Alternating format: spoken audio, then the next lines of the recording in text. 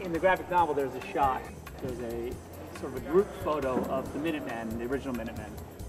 It plays very heavily in the movie. You know, Sally has that picture, Blake has that picture, and also Hollis also has the picture. We really wanted to recreate that photo for the movie. That's insane. There are two generations of mass vigilantes in Watchmen.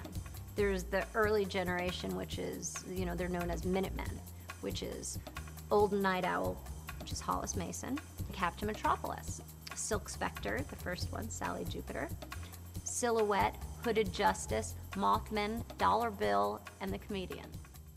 This movie spans such an interesting length of time.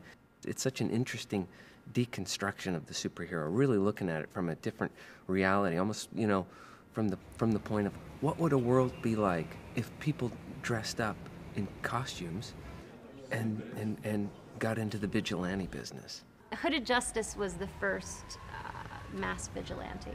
He started dressing up because that's what, you know, the bank robbers were doing and all the criminals of the time. And he said, well, why don't we do the same thing? Why don't we dress up?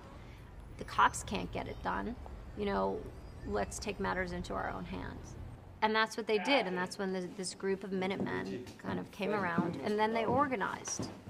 You know, imagining the back history of Watchmen was a lot of fun, and also it was a lot of fun because you only had to glimpse it. You didn't have to draw whole continuities that took place in the 1930s.